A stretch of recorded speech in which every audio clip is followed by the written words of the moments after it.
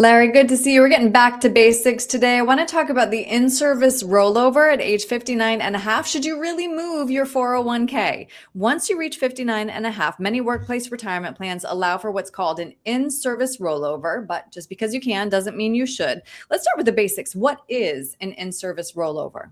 Yeah, basically, Erin, we've always called that a legislative birthday. That we're not Yeah. sure why they picked that number, 59 and a half, but it's a time where, again, you're allowed to, most 401k plans will allow you to take ownership of some of that money and move to an individual retirement account so you can manage it a little bit differently, maybe a few more options and so forth. And why would you want to switch from a 401k to an IRA?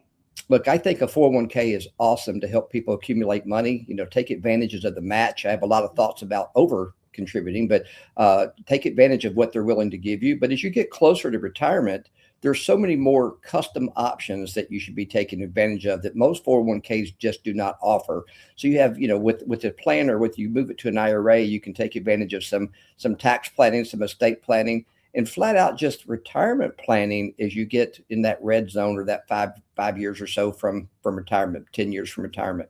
hmm And before deciding whether an in-service rollover makes sense, you suggest looking at investment options, fees, access to advice. What else?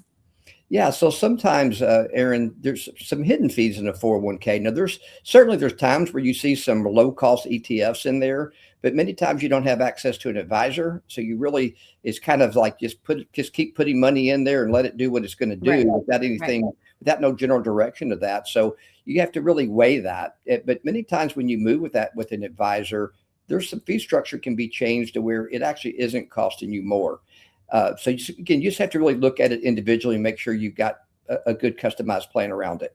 Right. And that being said, for clients where you manage their IRA, Larry, that comes with a whole house of financial planning. What's involved in that? Well, yeah, I mean, it's some of my fun spots there is like tax Yeah. planning is huge. That's probably the number one thing that people do not take into consideration because they've just been told to throw money in that 401k and IRAs and just grow it as big as you can get it, which is great. I mean, we all want a Mhm. big lump sum there, but if we have to give 35% of it to Uncle Sam, we really didn't do ourselves any justice. So tax planning, estate planning, overall risk management that most of the time we're in target date funds as we get closer or if we're a little bit self-managing, we're too aggressive. We just don't know where we are.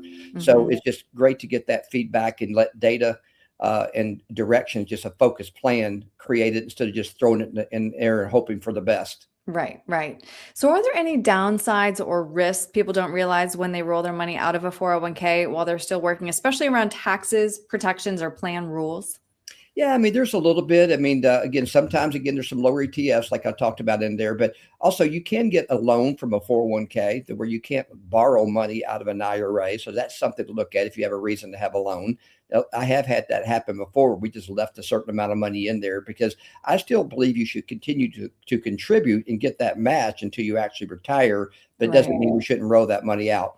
You sometimes also have some appreciated stock. If your company offers stock in their plan, if it's highly appreciated, you may want to also look at that before you move it.